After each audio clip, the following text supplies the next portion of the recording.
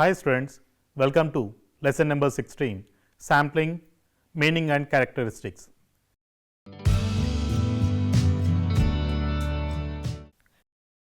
Introduction. The main aim of sociologists is to study the social phenomena in complete detail in order to make generalizations and formulate theories. In order to make a complete detailed study of the social phenomena which involve a mass of data, analysis would be slow and tedious.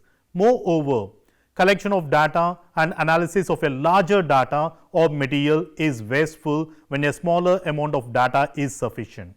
For example, the researcher would like to study the voting behavior of the students admitted in Osmania University.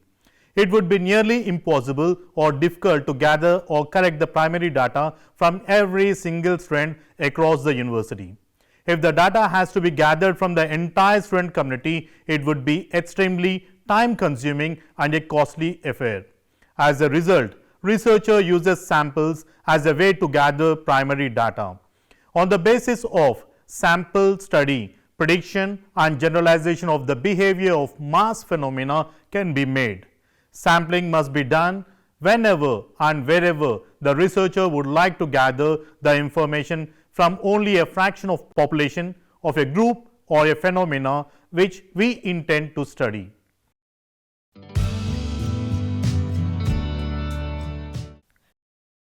Now let us study about the objectives of this lesson.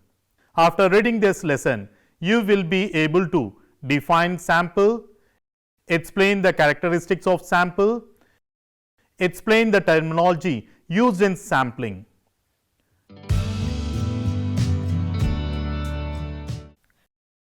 Meaning. In social science research, collection of first-hand information or data, which we call it as primary data, pertaining to units of study from the field is required for empirical studies. The units of study may either be a single member or a collection of members or households or institutions or geographical areas from whom the information is required. A member of the population is called as a unit. It is the subject on which measurement is taken. A part of the population is known as a sample, and the process of drawing a sample from a larger population is called sampling. The list of sampling units from a sample is drawn is called the sampling frame. For example, voter list, a map, telephone directory, and so on. The sampling frame is not a sample. Rather, it is the operational definition of the population which provides the basis for sampling. For example, a researcher decides to study the attitude of sociology students enrolled in Osmania University on introducing semester system. A student of that course is a unit. The total of all the sociology students enrolled in sociology course is the population. The list of sociology students from which the sample will be drawn is the sample frame.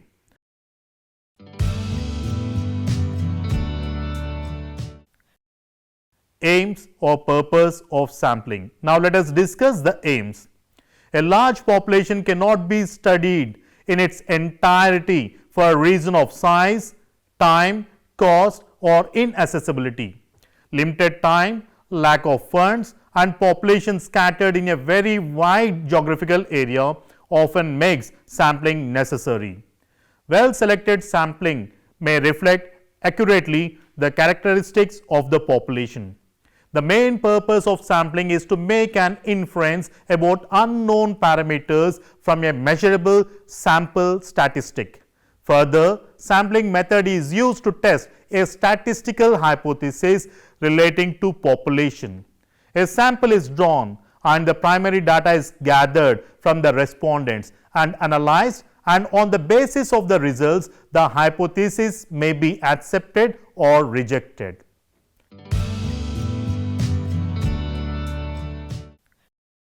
Sample. A sample is a subset of the population being studied. It represents the larger population and is used to draw the inferences about that specific population. Sample is a tool which helps to know the characteristics of universe or population by examining only a small part of it. A sample should exhibit the same basic features or characteristics of the population from which it is drawn.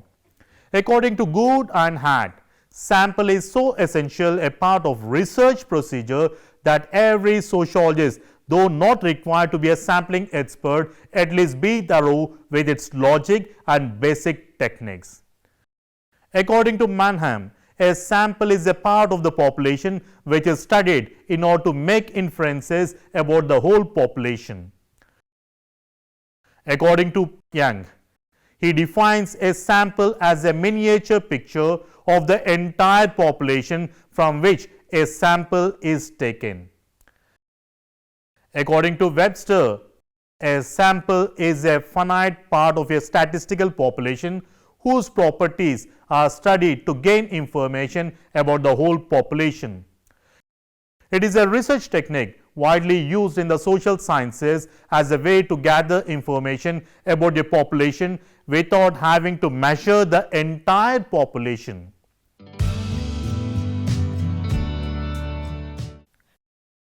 Census method and sampling method. In social science research, the primary data from the respondents can be gathered using either of the two methods. They are census method and sampling method. First one is census method. When the desired study requires contacting all the population or the whole area for data collection, the method is known as census method. It refers to the collection of data from all the elements constituting the universe. Second one, sampling method. When a small group is selected as representation of the whole population, then the method is known as sampling method. In this method, a small group of individuals are selected from whom the data or information is gathered and the results are generalized to the entire population.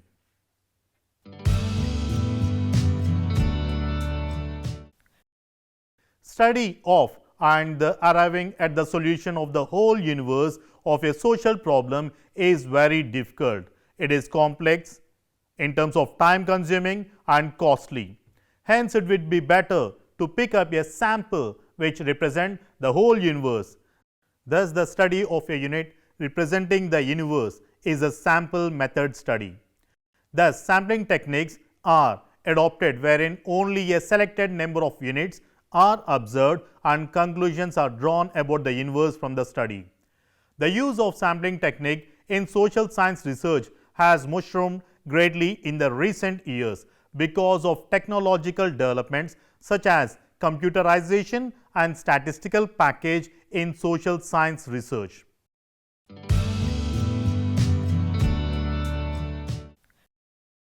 Assumptions.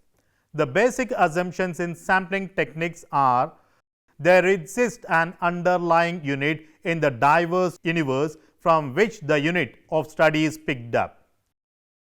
Second one, it is possible to have a sample that represents the universe as whole.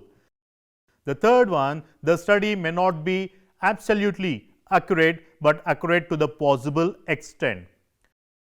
The fourth one is the size, reliability, the representative nature and items of study are to be taken into account in the study. The fifth assumption is selecting of sample is to be unbiased and based on objectivity. The sixth one is proper training in the work and use of various tools and techniques to the researcher is necessary.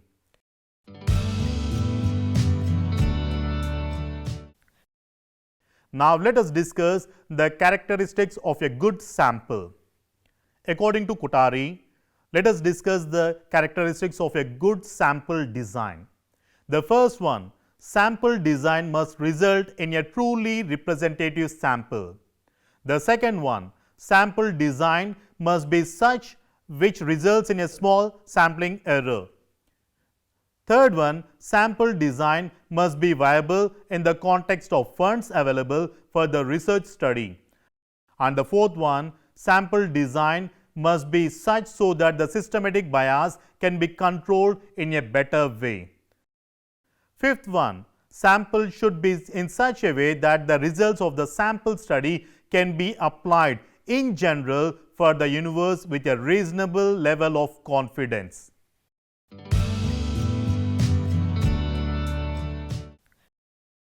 Sample size and selection.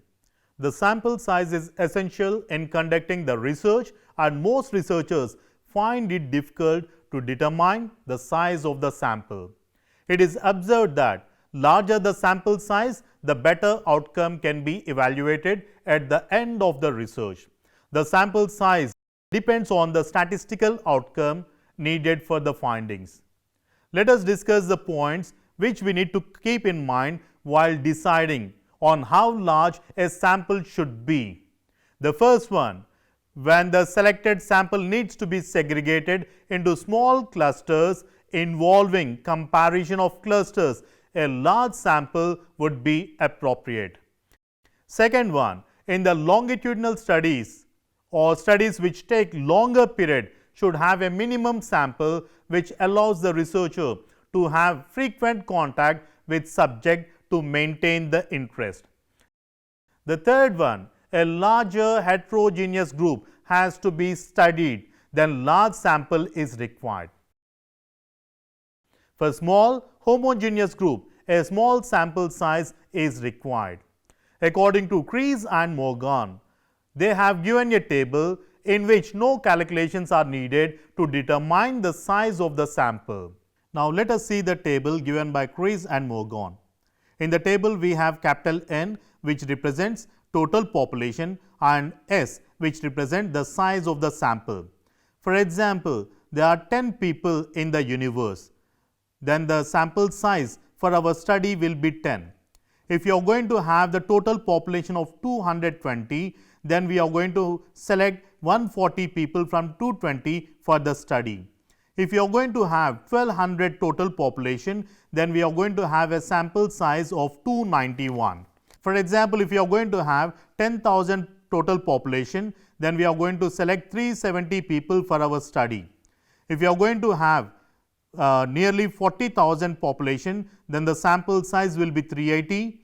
If the total population is 50,000, 381 will be selected for the study, and more than 1 lakh, it will be 384. So according to 𝗧𝗧 and 𝗧𝗧, they have given the table by which we can select the sample size for our study without making any calculations.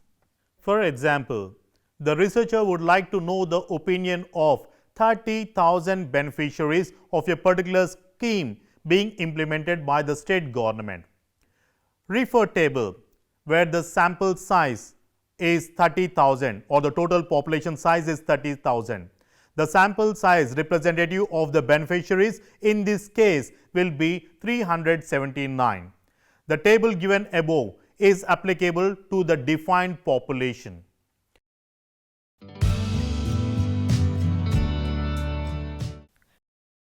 Now let us discuss about the advantages of sampling method. It saves time, money and energy. There is a scope for attention and interest in the study. It covers wide area in a short time. Thorough study is possible. No need of trained researchers.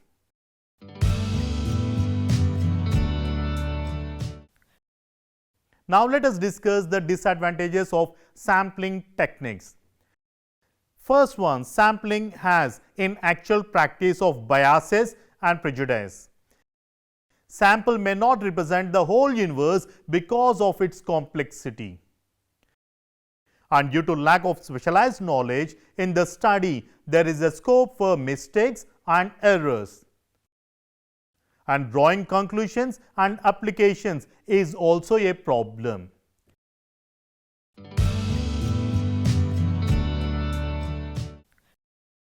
Now let us study the terminology used in sampling.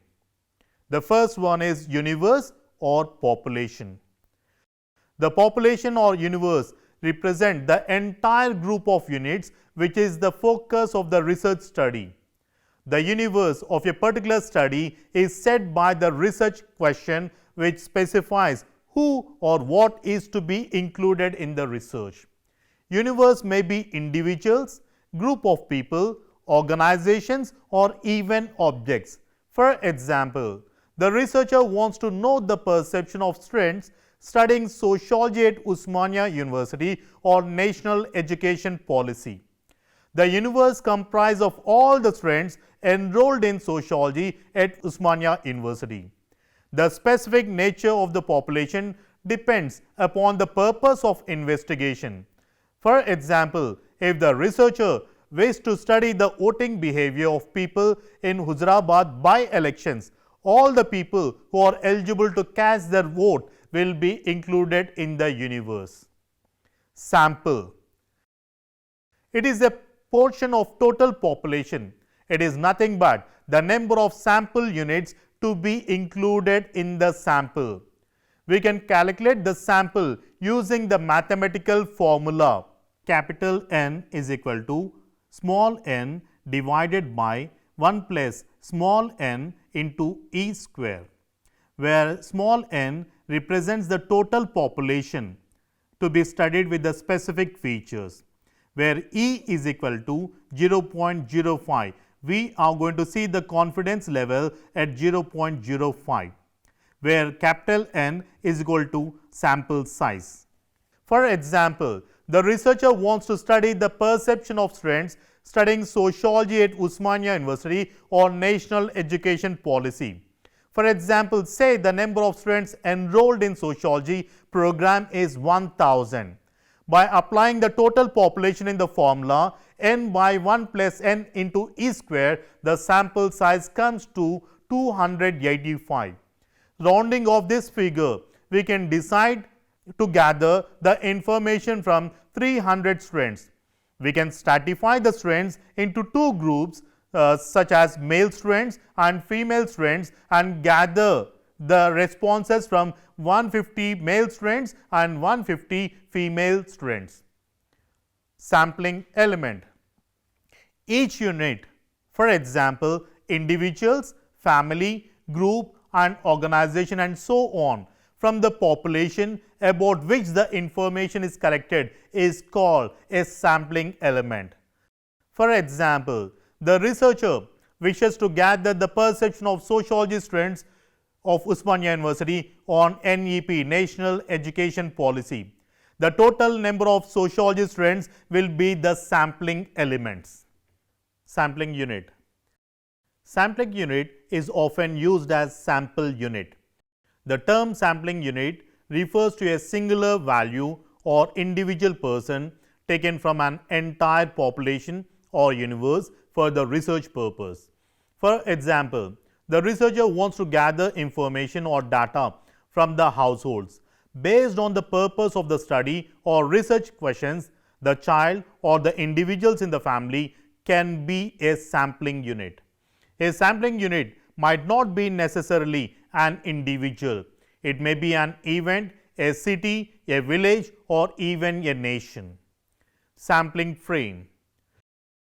It is a list of all the items or people within the universe or population from which the sample can be drawn. A good sampling frame would have the following qualities. First one, include all the individuals or units in the target population logically. Second one, it excludes all the individuals or units not in the target population. Third one, it includes accurate information about the individuals or units in the population. Sampling trait. It is the element on the basis of which we select the sample from the total universe. The element can be qualitative or quantitative. Sampling fraction. It is the proportion of the total population to be included in the sample. The formula to calculate the sampling fraction is small n divided by capital N, where small n represents the sample size and capital N represents the total population with the specific features to be studied. Biased sample. If the researcher selects a sample where some elements are more likely to be represented than other elements. It is called as biased sample. For example, the researcher wishes to study the problems of people residing in the slum areas in Hyderabad. There are many slums in Hyderabad. The researcher may select the people residing in slum areas nearby the industries, ignoring the people residing in slum areas in rich localities, which may lead to bias. Parameters. The characteristics of a population are called as parameters. The parameters represent the summary description of the population. For example, the average age of the respondents, average income of the respondents, and so on. Sampling error. The errors which arise due to the use of sampling surveys are known as sampling error. The researcher has collected the required information without any mistakes for the study from the selected samples. However, the samples differ to some extent due to various factors. All the samples may not be alike in spite of being selected from the same population, which leads to sampling error. There are two types of sampling errors. The first one is biased error. This biased error arises as a result of any bias or prejudice of the person in selecting a particular sampling method. The second one is unbiased error. It may be either accidentally or arise in the natural course of events and are without any bias or prejudice.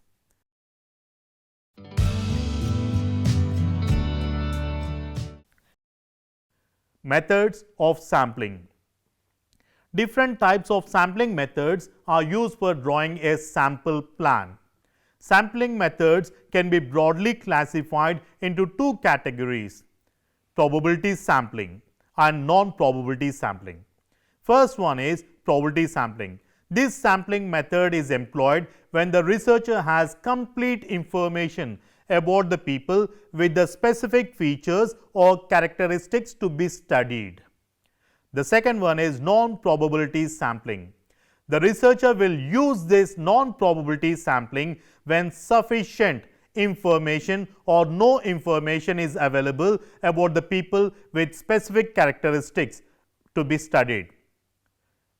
We will study about the types of sampling in detail in the next two lessons.